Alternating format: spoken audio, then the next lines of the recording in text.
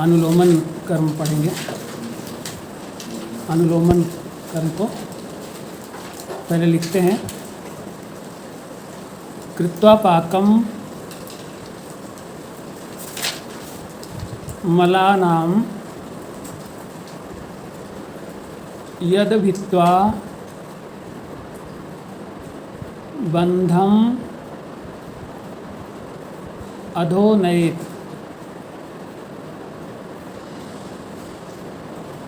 Next line से तत् च अनुलोमनम गेयम यथा प्रोक्ता हरित की। अब हम लोग पहले ये समझेंगे कि अनुलोमन क्या है और पाक किनका करना है, मलों से क्या तात्पर्य है। तो पहले हम आचार्यों द्वारा दी हुई टीका का हम जो है उसको लिखना चाहें तो आप नोट कर सकते हैं। यद द्रव्यम मलानाम दोषाणाम पाकम कोपशांतिम कृत्वा बंधम विबंधम च भित्वा भिन्नतां नीत्वा अधो नयेत अधः करोति वात आदिकम इति शेषः। तेन प्रतिलोमात् अनुलोमं करोति इति अर्थः। तच्च अनुलोमनं गेयम् अनुलोमनं वात आदीनाम् अधः प्रवर्तनं रसगुणत्वात् यथा हरित की। बंधम इति दोषाणाम परस्पर ग्रथितत्वम। आगे लिखिए। एके वातमूत्र पुरीस आदीनाम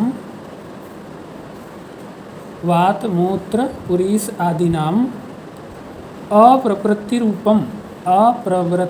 रूपम विबंधम आहु। अप्रवृत्ति रूपम विबंधम आहु। देखिए, कृत्वा पाकम मलानाम, यहाँ हर एक शब्द का आपको विशिष्ट अर्थ समझने की आवश्यकता है। पहले तो बात यह है कि मलानाम से तात्पर्य दोषाणाम है, यानी जो कुछ भी रोग का कारक हो, चाहे वो दोष हो, धातु हो या मल हो, वो सभी मलानाम के अंतर्गत आ रहे हैं। ठीक है। तो मलानाम दोषाणाम पाकम। अब कृत्वा पाकम, तो पाकम से तात्पर्य है कोप शांतिम कृत्वा, यानी प्रकुपित मलों को, प्रकुपित दोषों को, प्रकुपित धातुओं को कोप शांति करके, उनके कोपन की शांति करके, उनको प्राकृत करके, जो हम लोग यद भित्वा बंधम अधो नयेत्। बंधम जैसा कि आपने पढ़ा है, बंधम इति दोषाणाम परस्परम ग्रथितत्वम। दोषों का परस्पर ग्रथित होना, ये यहाँ तात्पर्य है बंध से। तो और भित्वा बंधम अधो नयेत्, तो जब ये ग्रथित हो जाते हैं तो भित्वा यानी भिन्नताम याति, भिन्नताम नीत्वा अधो नयेत्, भिन्नताम, इनको भिन्न भिन्न करना, अलग अलग कर देना। जो ग्रथित हो गए हैं उनको पुनः पृथक पृथक कर देना। तो कृत्वा पाकम, पाक से मतलब क्या है यहाँ पे, कोप शांतिम कृत्वा, है ना। किसकी कोप शांति करना है, मलानाम। मलानाम से तात्पर्य है दोषाणाम, है ना। दूषित करने वाली जो भी चीज़ें हैं उनके कोप की शांति करके, कोप की शांति करना है। और फिर उनमें जो परस्पर वो कुपित होके गुथ गए हैं, ग्रथित हो गए हैं एक दूसरे में। जैसे कोई भी व्यक्ति, अगर दो लोग आपस में लड़ाई झगड़ा करने लगते हैं तो एक दूसरे का कॉलर पकड़ लेते हैं, मतलब एक दूसरे से गुत्थम गुत्थी करने लगते हैं ना। तो ठीक उसी प्रकार से कुपित दोष धातुमल जब आपस में ग्रथित हो जाएं तो फिर उनकी गतियाँ नहीं हो पाती, वो प्रतिलोम गति नहीं हो पाती। अब यहाँ गति से तात्पर्य क्या है, गति से तात्पर्य है उनके जो प्राकृत कर्म हैं वो प्राकृत कर्म नहीं हो पाते। गति का मतलब है कोई भी परिवर्तन। तो उनके जो प्राकृत कर्म के द्वारा परिवर्तन होते थे वो परिवर्तन नहीं हो पा रहे हैं। ठीक है, आप समझ पा रहे हैं। तो अब करना क्या है, सबसे पहले तो कृत्वा पाकम, पाकम कोप शांतिम कृत्वा, यानी सबसे पहले हम जो उनकी गुस्सा है उसको शांति करें। जो क्रोधित हैं, जो कुपित हैं, उनके कोप को शांत कर दें। अब जब उनका कोप शांत हो जाएगा तो वो एक दूसरे का कॉलर जो पकड़े थे उसको छोड़ देंगे, यानी जो ग्रथित थे वो सब भिन्न भिन्न हो जाएंगे, पृथक पृथक हो जाएंगे। और जब ग्रथित थे तो वो अनुलोमन क्रिया नहीं कर रहे थे। अनुलोमन क्रिया का तात्पर्य है कि उनके जो भी प्राकृत कर्म थे उनको वो नहीं कर रहे थे। तो अब जब हमने कोप शांति करवा दी और उनके आपस में ग्रथित होने को भी पृथक करवा दिया, तो अब सारे दोष धातुमल जो ग्रथित हुए थे, जो कुपित हुए थे, कुपित होने की वजह से जो ग्रथित हुए थे, आपस में एक दूसरे से मिल गए थे, चिपक गए थे, है ना, गूंथ गए थे, उनको पृथक कर दिया। तो अब वो प्राकृत भी हो गए, पृथक भी हो गए। अतः वो अपने प्राकृत कर्मों को पुनः करने लग जाएंगे। और प्राकृत कर्मों को अगर करने लग जाएंगे तो यही अनुलोमन है, यानी वो पुनः जिन मार्गों से उनको जाना होगा उन मार्गों से जाने लग जाएंगे, जो कार्य करना होगा उसको वैसा का वैसा करने लग जाएंगे। तो मार्गों में, अपने अपने मार्गों में गमन करना अथवा अपने अपने कार्यों को करना, यही अनुलोमन क्रिया है। ठीक है। तो कोई दोष धातु मल यदि अपने अपने कर्मों को, जो भी उसके प्राकृत कर्म हैं, उनको नहीं कर रहा है तो वो प्रतिलोम स्थिति को प्राप्त है। प्रतिलोम है यानी अपने से उल्टा। अब अपने से उल्टा कुछ भी कर रहा है, चाहे वो उल्टी दिशा में जा रहा है तो भी प्रतिलोम है, और चाहे उल्टा कार्य कर रहा है तो भी प्रतिलोम है। समझ में आ रहा है ना। प्रतिलोम से मतलब है कि जो भी जैसा भी करता था वो वैसा ना करके उसके ठीक उल्टा काम कर रहा है, अपोजिट काम कर रहा है। ठीक है। तो जो उसके लक्षण थे उससे विपरीत लक्षण प्रकट कर रहा है, जो उसके कर्म थे उससे विपरीत कर्म प्रकट कर रहा है, जो उसके मार्ग थे उससे विपरीत मार्गों में जा रहा है, जो उसका दिशा थी उससे विपरीत दिशा में जा रहा है। ठीक है। तो ये सब प्रतिलोम स्थिति होगी। और ये प्रतिलोम स्थिति क्यों उत्पन्न होती है कि वो लोग सारे दोष धातु मल जो हैं वो प्रकुपित हो करके जो प्रकुपित रहते हैं उनसे आपस में ग्रथित कर लेते हैं, ग्रंथीभूत हो जाते हैं।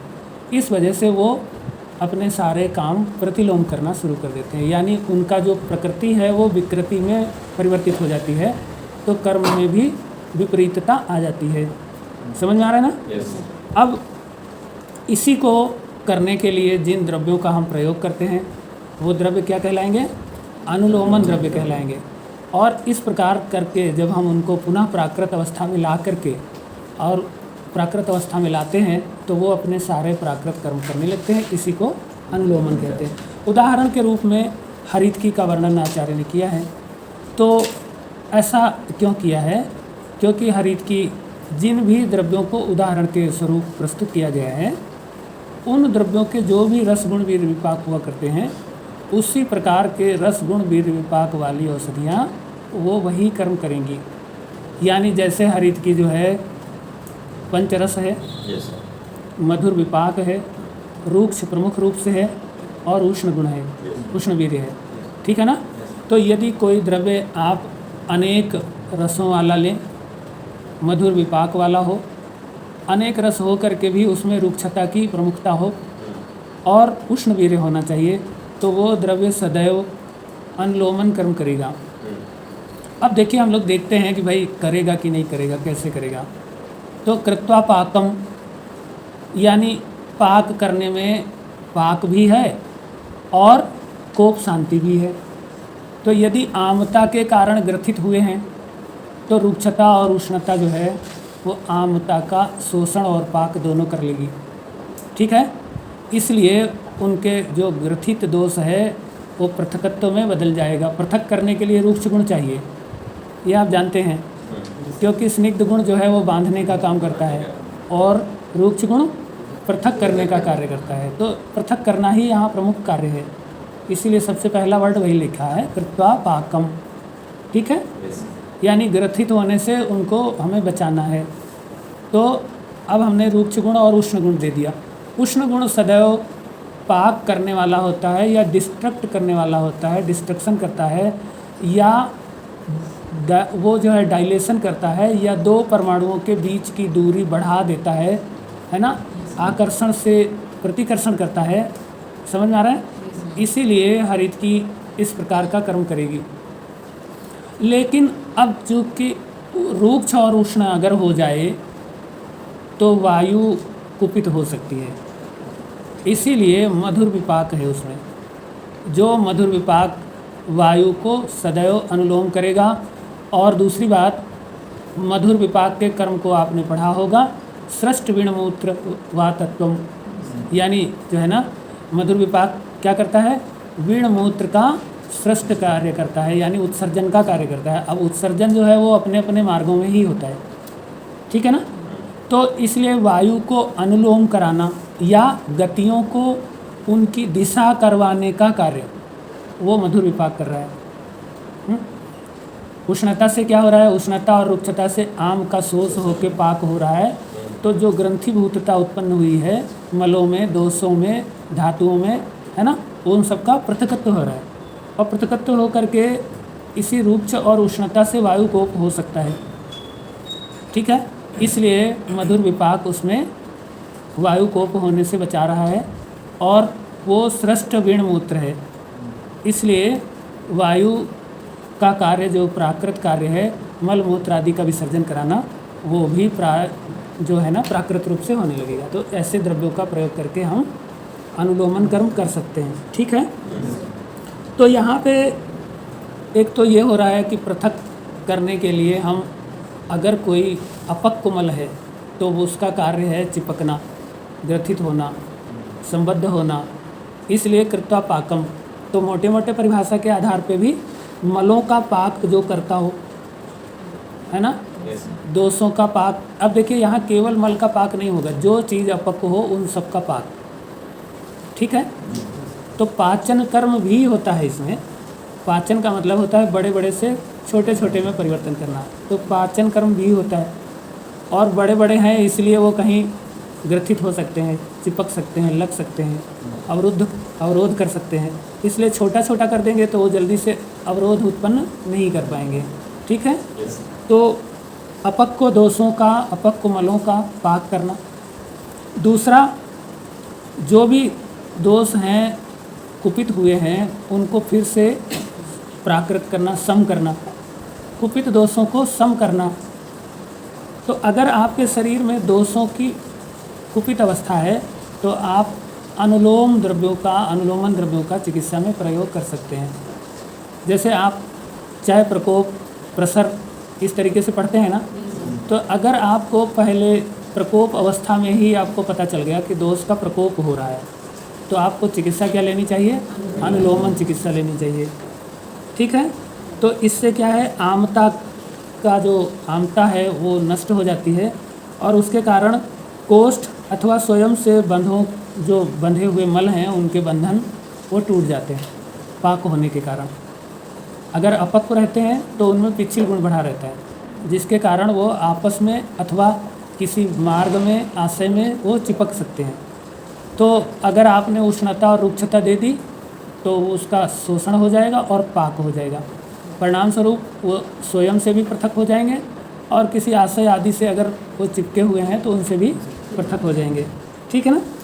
तो इस तरीके से बंधनों को तोड़कर आम दोषों के परस्पर ग्रथित होने पर उनका पाक करके वायु को अनुलोम करके उन्हें जो भी मल या दोष जो भी अपक्व थे या प्रकुपित थे उनको अपने मार्गों या आशयों की ओर गमन कराने की प्रक्रिया अनुलोमन कहलाती है ना। अब ये जो है पाक होता क्यों नहीं है ये तो आपको पता है, या तो वायु की विकृति हो या अग्नि की मंदता हो। ठीक है। तो वायु विकृति नाशक और अग्नि मंदता नाशक यानी जो वायु की विकृति को नष्ट करते हों और अग्नि को दीप्त करते हों वो द्रव्य जो है वो क्या होंगे, अनुलोमन होंगे। जो अग्नि दीपक हैं और वायु विकृति को समन करने वाले हैं ऐसे द्रव्य जो है वो अनुलोमन हुआ करते हैं। ठीक है। तो इस तरीके से अनुलोमन कर्म को आप समझ गए होंगे, है ना। हाँ। तो एक तो हम कैसे सोचे कि कहाँ अनुलोमन करना है। जैसे रस से रक्त मांस मेद आदि जो एक दूसरे के बाद बनना है, अगर स्टेप वाइज रिएक्शन नहीं चल रही है तो आपको अनुलोमन कर्म करने की आवश्यकता है। रस से रक्त आप कहाँ, जैसे मेदस्वी लोग हुआ करते हैं तो उनका मेद तो अधिक बनता है, लेकिन मेद के आगे वाली जो धातुएं हैं अस्थि मज्जा और शुक्र उनका पोषण नहीं हो पाता, क्योंकि मेद क्या करता है, स्रोतसों का अवरोध कर लेता है, तो फिर आगे की धातुओं का पोषण नहीं हो पाता। इसलिए मेदस्वी व्यक्ति की अस्थियां कमज़ोर होती हैं, मज्जा कम होती है, शुक्र कम होता है। इसलिए हमें क्या करना चाहिए, वहाँ अनुलोमन कर्म नहीं हो रहा है तो मेदस्वी व्यक्ति की चिकित्सा में हमें अनुलोमन चिकित्सा करने की आवश्यकता है, जिससे एक धातु से दूसरी धातु यानी जिस दिशा में परिवर्तन होना चाहिए उस दिशा में परिवर्तन का कार्य फिर प्रारंभ हो जाए। यानी मेद से अस्थि बनने लग जाए, अस्थि से मज्जा बनने लग जाए, मज्जा से शुक्र बनने लग जाए। तो केवल ऐसा ही नहीं है, यदि धातु से उसकी उपधातु नहीं बन रही है तो हमें चिकित्सा अनुलोमन करनी चाहिए, क्योंकि धातु से उपधातु नहीं बन रही है तो प्राकृत दिशा का कर्म नहीं हो रहा है। जिस दिशा में जो क्रिया जानी चाहिए वो क्रिया उस दिशा की तरफ अग्रसर नहीं है। तो ऐसी स्थिति में हमें क्या करना चाहिए, अनुलोमन चिकित्सा करनी चाहिए। यदि धातुओं से उनका ओज नहीं बन रहा है, प्रत्येक धातु का ओज होता है ना, तो फिर हमें क्या करना चाहिए, अनुलोमन चिकित्सा करनी चाहिए। ठीक है। तो इस प्रकार से जब एक धातु से दूसरी धातु ना बने अथवा जो धातु है उसकी उपधातु ना बन रही हो या उसका ओज निर्मित ना हो रहा हो तो हमें समझ लेना चाहिए कि यहाँ पर प्रतिलोम क्रिया हो रही है, यानी गति उसकी जो है वो जिस दिशा में होनी चाहिए, गति से तात्पर्य है जो ट्रांसफॉर्मेशन जैसा होना चाहिए वैसा नहीं हो पा रहा है, तो ये प्रतिलोम स्थिति है। ठीक है। तो हमें अनुलोमन चिकित्सा करनी चाहिए। ठीक है। जैसे हम लोग देखते हैं कि अभी एंजियोस्पर्मिया के केसेस आते हैं तो इसका मतलब क्या है कि उनमें प्रतिलोम कर्म हो रहा है, उनमें जो चीज़ बननी चाहिए वो नहीं बन रही है। यानी करना क्या है, फिर अनुलोमन चिकित्सा करनी है। ठीक है। अनुलोमन चिकित्सा करेंगे तो जो जैसा, हाँ देखिए अनुलोमन में कोई चीज़ कम ज़्यादा बन सकती है, कम बन रही है या ज़्यादा बन रही है, लेकिन बन रही है। थोड़ा कम बन रही तो वो क्षीणता की स्थिति हो सकती है, वो वहाँ अनुलोमन वाली प्रॉब्लम नहीं है, लेकिन बन ही नहीं रही है तो अनुलोम करने की आवश्यकता है। ये जो स्पर्मिया वैसी ही कंडीशन है। ठीक है। ऐसे ही मान लीजिए कि किसी चीज़ का पाक नहीं हो रहा है, जैसे मैचुरेशन नहीं हो रहा है, तो वहाँ क्या कमी रह गई, अनुलोमन नहीं हो रहा है ना, क्योंकि पाक नहीं होगा तो जो प्रोडक्ट बनना चाहिए वो प्रोडक्ट प्रॉपर नहीं बनेगा, है ना। तो प्रॉपर नहीं बना तो मतलब गति प्रॉपर नहीं हुई, है ना। पूरा जिस तरीके से उसमें बदलाव आना चाहिए उस तरीके से बदलाव नहीं आ रहा है, तो वहाँ क्या हो रहा है, अनुलोमन नहीं हो रहा है, प्रतिलोमन हो रहा है, इसीलिए वो पूरा कार्य नहीं हो पा रहा है। ठीक है। ऐसे में हमें चिकित्सा क्या करनी चाहिए, जैसे मैच्योरेशन ऑफ ओवम नहीं हो रहा है या आरबीसी मैच्योर नहीं हो रही है, इमैच्योर सेल्स बन रही हैं, जैसे कैंसर हो रहा है इमैच्योर कंडीशन में सेल बन रही है, और है ना, तो हमें क्या करना पड़ेगा, ऐसे में अनुलोमन चिकित्सा करनी पड़ेगी। देखिए कैंसर में वायु प्रतिलोम रहती है, यानी कि जो कर्म जिधर होना चाहिए वो उधर नहीं होता, या जैसा होना चाहिए वैसा नहीं होता, इसी को प्रतिलोम कंडीशन कहते हैं। तो आपको क्या करना है, वहाँ अनुलोमन चिकित्सा करनी है। अनुलोमन चिकित्सा करने से आपको कैंसर में लाभ मिल सकता है, ठीक है। हाँ, तो जैसे जैसे प्रोडक्ट बनने चाहिए, अगर उन प्रोडक्ट्स के बनने में या फिर जिनका जहाँ से जितनी मात्रा या जिस प्रकार से उत्सर्जन होना चाहिए, अगर वो उत्सर्जन नहीं हो रहा है तो भी हमें क्या करना चाहिए। अगर हमको ठीक से सेंस नहीं मिल रहा है, सेंसरी नर्व्स में इम्पल्स कैरी नहीं हो रहा है, तो हमें अनुलोमन चिकित्सा करनी है। अगर हमें मोटर सेंस नहीं आ रहा है, जैसे ब्रेन से मोटर सेंस आकर के इफेक्टर ऑर्गन को इफ़ेक्ट करेगा, है ना, पहले आप सूचना दोगे तब तो हाथ उठेगा ना, तो अगर हाथ तक सूचना नहीं आ रही है तो चिकित्सा क्या करनी है। इसीलिए जिनको भी पक्षाघात होता है उनको आप क्या करते हैं, बस्ती देते हैं, वायु को अनुलोम करते हैं कि नहीं करते। तो उसमें कारण वही है, अनुलोम, यानी जो कर्म जैसा होना चाहिए वो वैसा नहीं हो रहा था, तो चिकित्सा क्या है, अनुलोमन चिकित्सा है।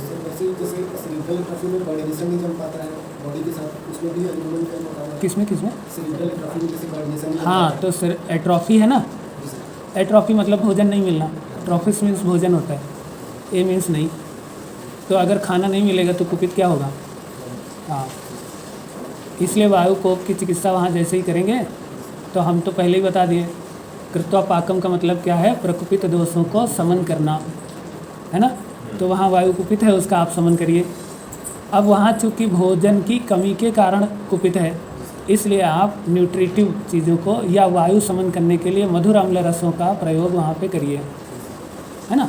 अच्छा, दूसरा ये भी देख लेना कि भाई क्यों नहीं मिल रहा है, एट्रोफस क्यों हो रहा है, मतलब उसको ऐसी कंडीशन क्यों हो रही है।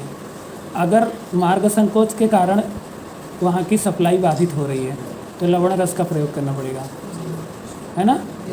हाँ, और अगर मेल न्यूट्रिशन के कारण ऐसा हो रहा है तो आपको मधुर अम्ल रसों का प्रयोग करना पड़ेगा।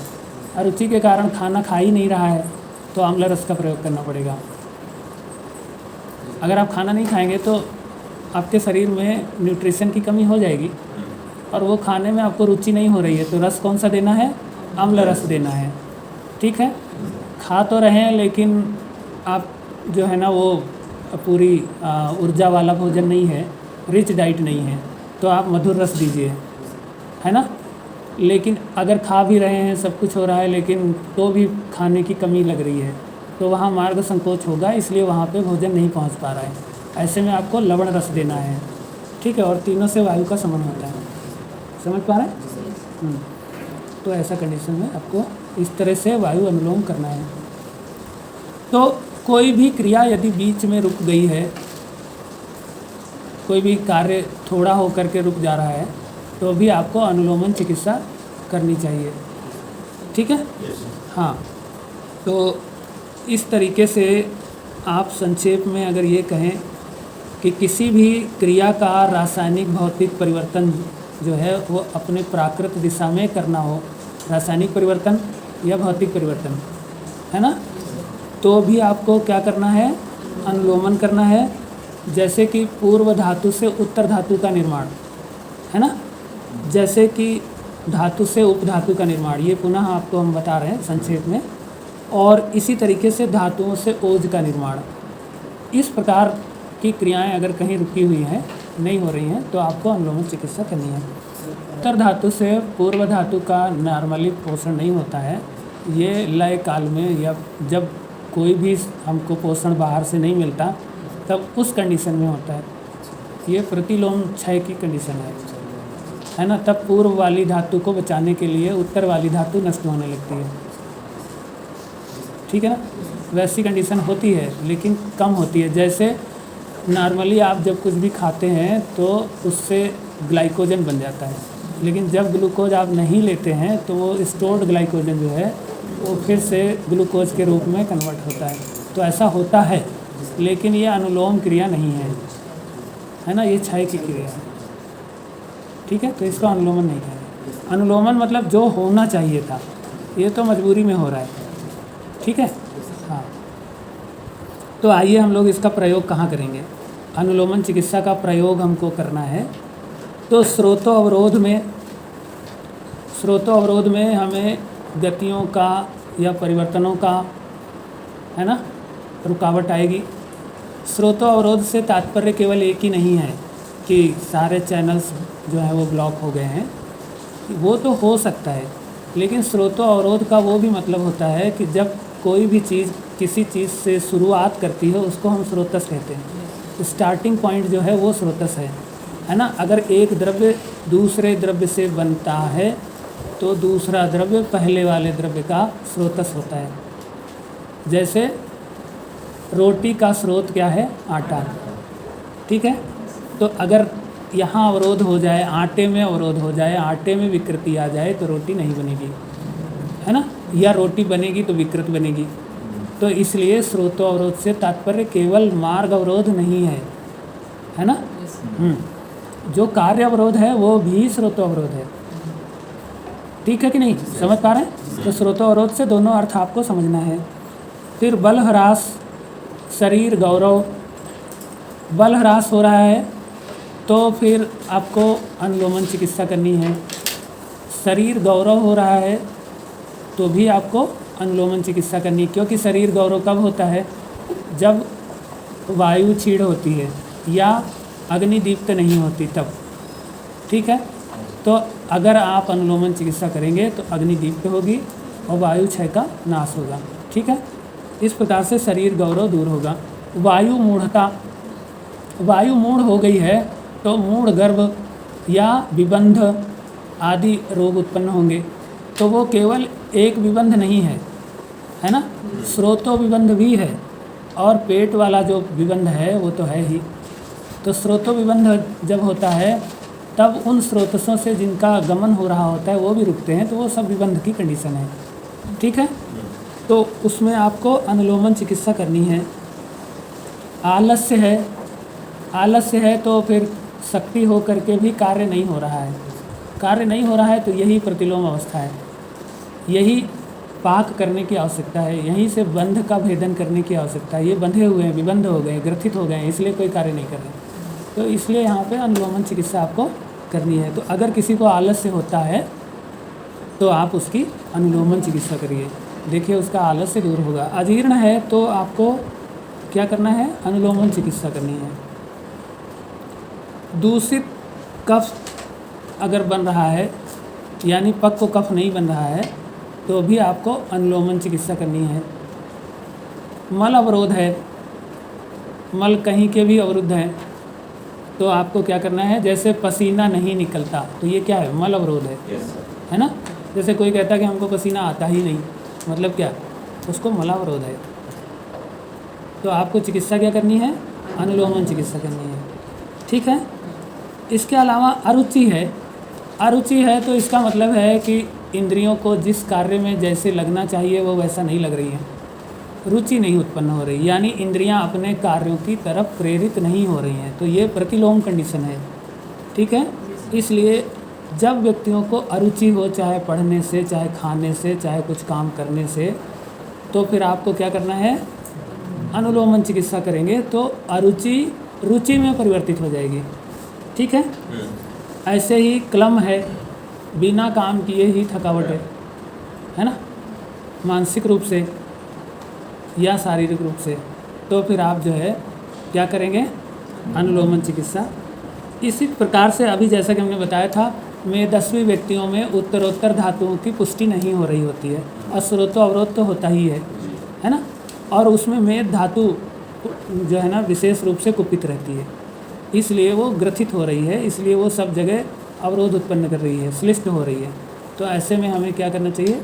अनुलोमन। तो अब आज के बाद यदि आप किसी मेदस्वी व्यक्ति की चिकित्सा करना चाहते हैं तो उसको अनुलोमन चिकित्सा ज़रूर दीजिएगा, और साथ में फिर उसको पाचन और शोषण चिकित्सा दीजिए। अलग से अनुलोमन के साथ में पाचन दीजिए, तो वो जो अधिक है वो पच जाए और जो बाकी है उसको जो है आगे की धातुओं में परिवर्तन हो जाए, तो वो फिर एक धातु अधिक बनी ना रह पाए, ठीक है, अश्रोतरोध अलग से दूर हो जाए। तो ये ध्यान करिएगा, पाचन और अनुलोमन 2 प्रकार की चिकित्सा आप में 10 व्यक्ति को दीजिए तो उससे लाभ होगा, ठीक है। आहार से सार एवं मल भाग का निर्माण यदि नहीं हो रहा है, सार मल विभेद नहीं हो रहा है, निर्माण नहीं हो रहा है, एक जैसा बन रहा है, सारवान और सारहीन ऐसा नहीं बन रहा है, तो फिर आप जो है अनुलोमन चिकित्सा करेंगे, ठीक है। तो हमने आपको अनुलोमन चिकित्सा पढ़ा दी।